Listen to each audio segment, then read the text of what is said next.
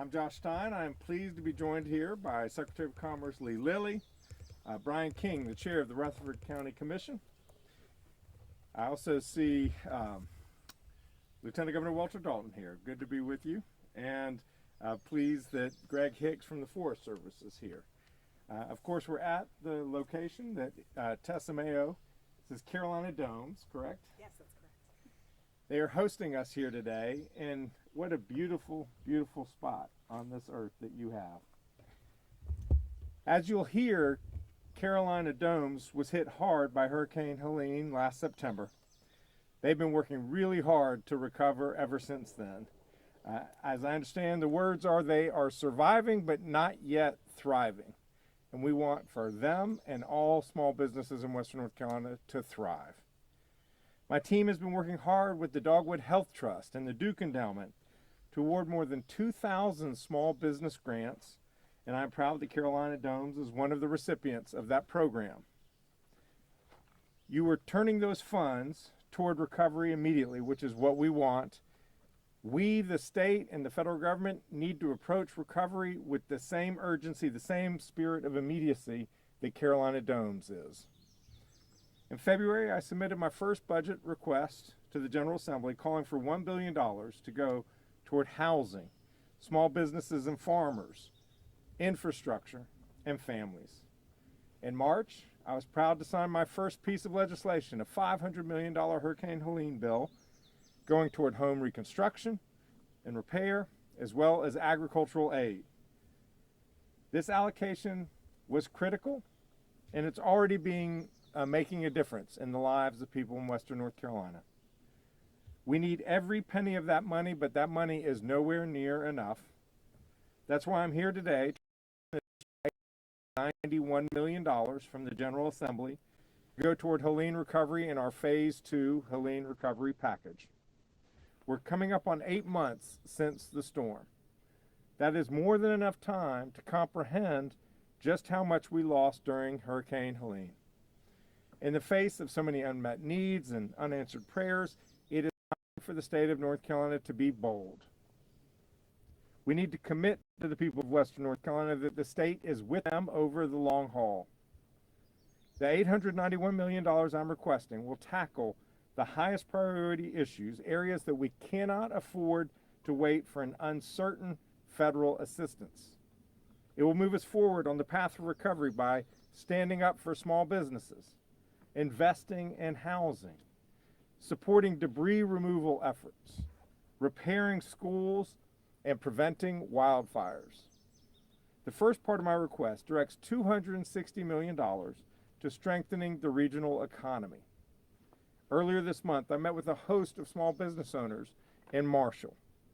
They are doing the best that they can to recover, and the progress they've made in the last 7 months is frankly nothing short of remarkable. But they're still having a hard time attracting customers, and they need to make ends meet. As I mentioned, our partnership has already awarded $55 million in small business grants that are helping get doors open and people re-employed. Even with more than the 2,000 businesses that are funding, businesses like Carolina Domes, 2.5 times other applied for funding and were turned away because of a lack of sufficient resources. 2,000 got granted, 5,000 were denied. The need is still great. My budget requests small business assistance by offering forgivable loans and by assistance through the Department of Revenue. It also invests in workforce development to ensure that people have the skills that they need to do the jobs that the market demands. It promotes tourism so that people know Western North Carolina is open for business. And it repairs key attractions so they have a great time when they get here. My budget supports revenue-strapped local governments, which are struggling to balance their books after using their funds toward immediate relief.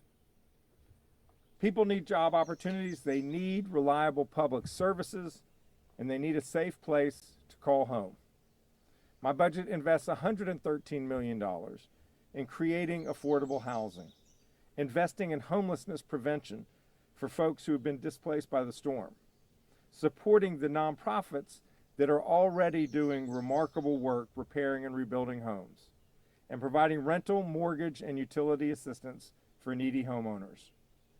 It also puts $20 million toward food banks to ensure that our children do not go hungry.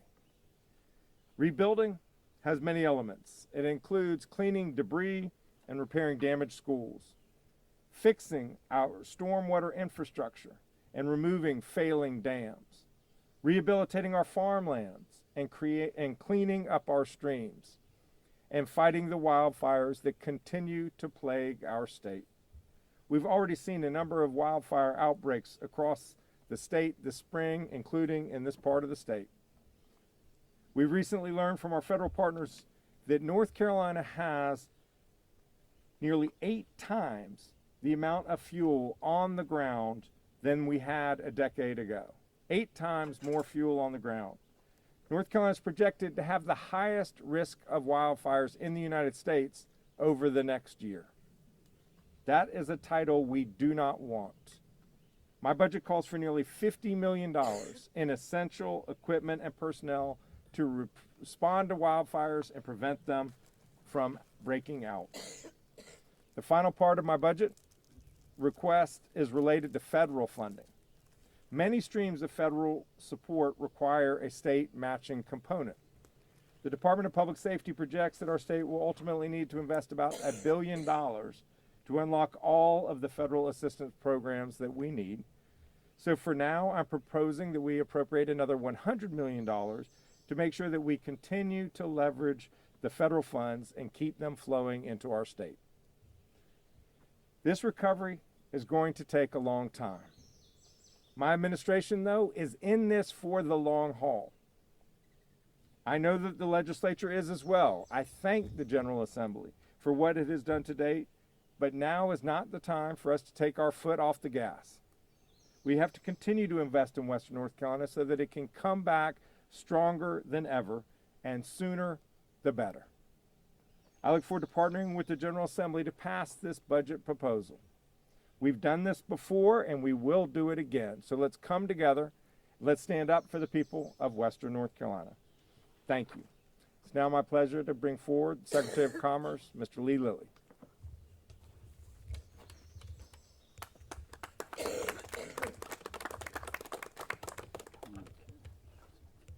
Good morning, everyone. Glad to be with you all today here in beautiful Western North Carolina. I'm Lee Lilly, Secretary of Commerce for the state of North Carolina. Just 2 weeks ago, I was in Madison County meeting with leaders in the towns of Marshall and Hot Springs.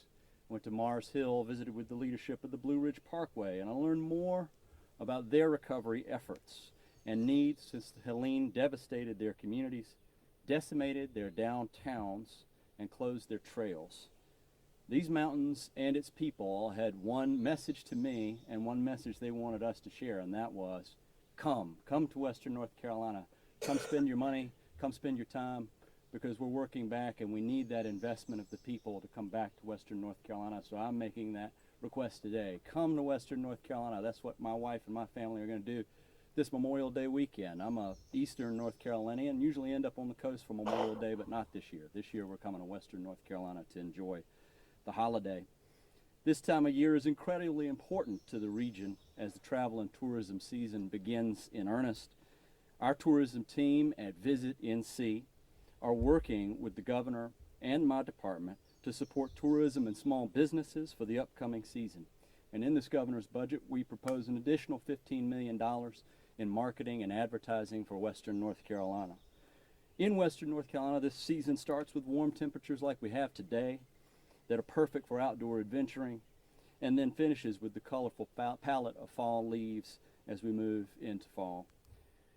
The recovery won't happen in isolation, and the small businesses, mom and pop shops, they all need us to spend more time and more money in these communities. These local economies are counting on the visits and the vacations to help them. We need to help them rebuild, and that's why Governor Stein's budget calls for $260 million to stand up for small businesses out here, as he's described. No matter what we do, we have to do so with urgency. When I took the job as the Secretary of Commerce, the governor asked me to be responsible for community revitalization and to manage a large federal grant, which I'll talk to you a little bit more about. But he said his first principle in recovery is urgency, and that's what we want to bring to bear today and every day. North Carolina was awarded by the federal government a $1.4 billion community development block grant for disaster recovery, which we will use to meet unmet needs primarily in housing recovery, but also in infrastructure and economic revitalization. We submitted to the federal government an action plan, the fastest any state has done so in over a decade, and it's since been approved by the federal government. We're now in the process of financial certification and a grant agreement. And our mission is to open this program to the people of Western North Carolina this summer, get hammers swinging, and get people home. That's what urgency means to this administration. We're also responsible at Commerce for the Rural Economic Development Division for accepting applications for a separate $55 million grant program. The governor talked about the small business program. This is the small business infrastructure program, which was funded generously by the General Assembly. I want to thank Representative Eric Ager, who is here today on behalf of the General Assembly. This program will support small business infrastructure needs. Local governments will be the recipients, and they can spend these funds up to $1 million per applicant on public infrastructure like sewers, sidewalks, high-speed internet, all of which small businesses rely upon to get customers in their doors. This is a state-funded program, and it will help our small businesses in Western North Carolina come back stronger. So I want to thank Governor Stein for his leadership, for the leadership of local officials, for the leadership of small business owners, and all the ordinary people who work every day to help this region recover. Together, we'll help Western North Carolina rebuild and recover quickly as possible. And together, we'll continue to work with the General Assembly and our other statewide partners to provide the resources necessary that support Western North Carolina businesses, communities, and workforce. I now want to invite one of those great local leaders, the chairman of the Rutherford County Board of Commissioners, Mr. Brian King.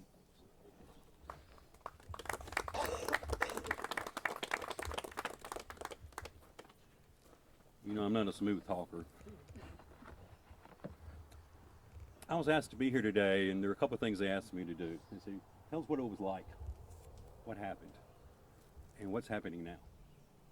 So I'm going to read. I'm going to try not to get emotional about this, but here I go. We had declared a state of emergency for Rutherford County within minutes of the governor declaring the state of emergency for North Carolina. This allowed for assets to be deployed in case they're needed, and boy, they were needed. We were thrown into darkness. We had no power. We had no communications. Roads were washed away, or they were blocked by trees. It was surreal. It was like a nightmare. Power was out for at least a week for most, out for more than a week for others. Communication to the outside world was out for almost a week. We were literally in the dark. I'll come off my little speech here and say somebody said, well, I heard the state of North Carolina wasn't responding. Well, they were calling. We just couldn't answer. If you could find a gas station during that time that was open, or a grocery store that was open, it was cash only. Credit cards didn't work. It was surreal. We've all seen the pictures, but it was the people that made the difference. I'd like to take this opportunity to thank Rutherford County employees across all departments that went into action starting on day one. I'd like to thank the governor's office and the state of North Carolina for sending the resources. The state emergency management team, and I'm going to leave somebody out, I'm sorry, not on purpose. The state emergency management team, the Department of Transportation, the Highway Patrol, the National Guard, North Carolina Department of Aviation, the NC Department of Agriculture, and many others joined together in the early rescue and recovery efforts. We had volunteers from across the country and assistance from federal agencies, the FBI and others assisting with the efforts. Thank you all. Excuse me. As chairman of Rutherford County, I was able to witness scores of dedicated people working together in a crisis to serve their fellow man. I am personally grateful for each and every one. That was then. Today, I'd like to recognize and thank our guests for being here. The impact of the hurricane is still being felt by many of our citizens. We lost income. We lost money. and in some instances we lost jobs. I'm a miller by trade, and we have a saying, goodness grows in North Carolina. I'm hopeful that we can plant the seeds of recovery and grow goodness in Rutherford County. Agriculture is important to this state and western North Carolina. Restoring our farms is important in many ways. The Department of Commerce and the Governor's Office role in partnering with the counties to bring new industry and jobs in the impacted area has been critical, very critical. The recent announcement at our last county commissioner meeting of new jobs coming to Rutherford County would not have happened without this teamwork and focus on the restoration of Western North Carolina. Thank you both. Finally, I would like to thank the leadership teams in state government for providing grants and opportunities for those small businesses that suffered so much due to losses from the storm. Holly Jones, with the Governor's Office, stated at a recent meeting of Western North Carolina government representatives that the Council of Government, leading by the Governor, at each meeting, the topic of the recovery is number one. It's the first thing they talk about. Goodness will grow in Rutherford County and Western North Carolina. Thank you for everyone being here today, and thank you for your efforts. Appreciate it.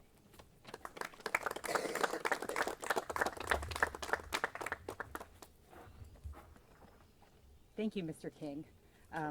My name is Tessa Mayo, and my husband and I are the owners of Carolina Domes. We opened Carolina Domes in 2022 when our daughters had left home and gone to college at UNC Chapel Hill. We bought the land and built the domes, and we quickly fell in love with the sense of community and the feeling of being outdoors. Starting a new business is no easy feat, but we put in the work and we started to build traction. We never could have anticipated that 18 months in, Hurricane Helene would hit. When the hurricane swept through, we had guests staying in these domes. We knew it would rain, but we didn't think it would be much more than that. In truth, I look around me and I can't believe any of this survived the storm. More than 200 trees fell on the property, including one massive tree that hit one of the domes. My family and I were in survival mode, without access to water or electricity for weeks, immobilized with a flood-damaged car. In a situation like that, you realize how many basic necessities we neglect to appreciate. In the nearly 8 months since, we've been working 7 days a week to try and build our business back. It took us weeks to cut through all the felled trees. But even beyond the physical obstacles, being able to regain traction towards our business has been another challenge. Our lifeline has been social media, reduced rates in order to attract visitors, and staying busy. We are so fortunate to have a business that we can rebuild in the wake of the storm, but it was crucial we had the support in the process. With the small business grant we received, we've been relieved of some of the financial strain, allowing us to focus and remain on keeping operations growing. We work hard and we weren't looking for a handout, but we wouldn't have done this alone. Despite working around the clock for months, we've had a hard time attracting visitors because so many of the businesses around us are still working to recover. And even though we haven't been able to consistently book out our domes, the rent and utilities still have to be paid. When it comes to an economy so dependent on tourism, every small business recovery attracts outside commerce, benefiting the whole community. We need the Lake Lure area to recover more broadly so that people will even want to visit and stay in our domes. And we need the support, letting people know that we're open for business and they will have a great experience whether they stay here or anywhere in the area. I am grateful to Governor Stein for using this opportunity to highlight Carolina Domes, and I urge the General Assembly to pass more so that small businesses can recover and the tourism industry can rebound stronger than ever. Thank you guys so much for coming.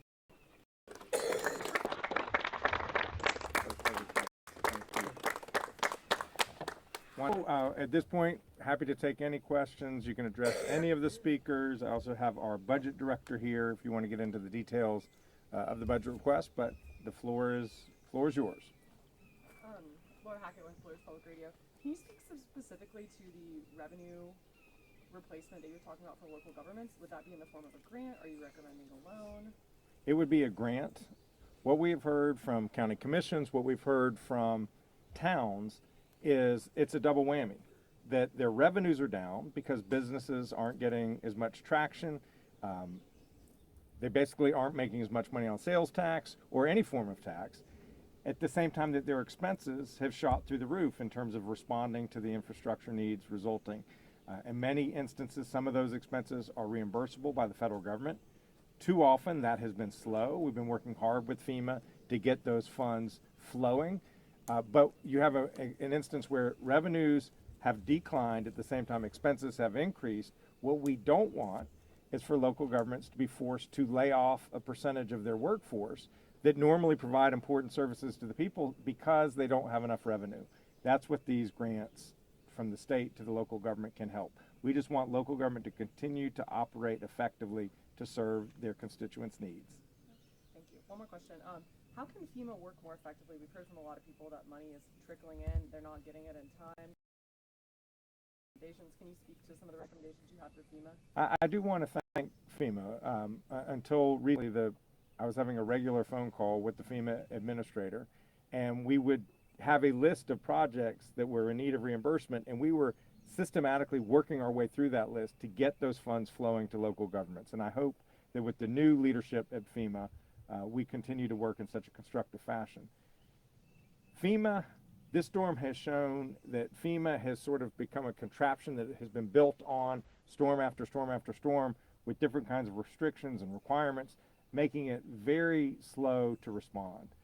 I have just written a letter to the President's FEMA Advisory Council urging them to improve FEMA, not eliminate it.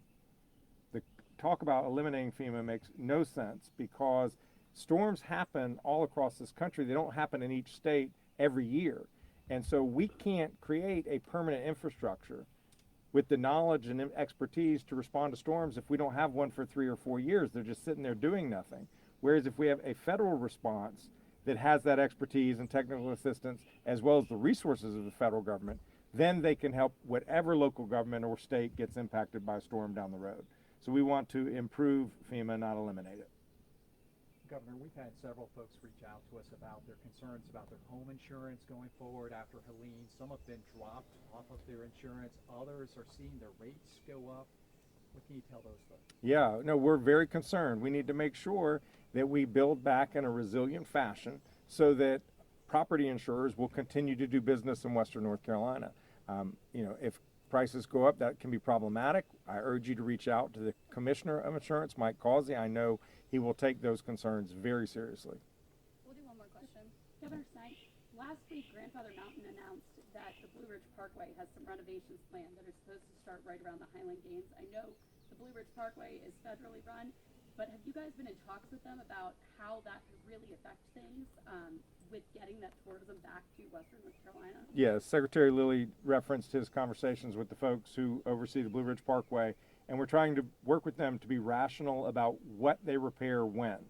We don't want them to take some sections that are currently operable offline for repairs during the summer months when there are so many other sections that could use repair because they can't be used at all right now. We'll take the last question from WLS. Sorry. Okay, so I'm Cody with WLOS. Last week, House Speaker Hall was in Swananoa and said that basically that it was up to you guys in order to get those funds flowing. Can you talk to that? Yeah, I'm incredibly proud of the team in my administration. They have been working their tails off. As Secretary Lilly noted, our primary goal has been urgency. But we have urgency, focus, transparency, and accountability. And when you put all those together, of the funds that we have the ability to allocate, 80%, about 80% have been spent. That's why I'm coming back to the General Assembly for this additional appropriations request. It's the next phase. So we understand when we get money, it's important that we put that money to work. That's exactly what this administration has been doing. Are there funds that you're not able to allocate? There are some funds that are matching funds that have to be held in reserve. There are some funds that were designed with restrictions on them that cannot be spent. And there were some funds that were, while well intended, there simply was not uptake. And what we have proposed in this budget is to take about $45 million of previously allocated funds where there just simply is not demand for the program that was designed by the legislature to reallocate them to these other programs like the Small Business Forgivable Loan Initiative, where we know there is vast demand. We want the funds to get to work. And Yeah. Real quick,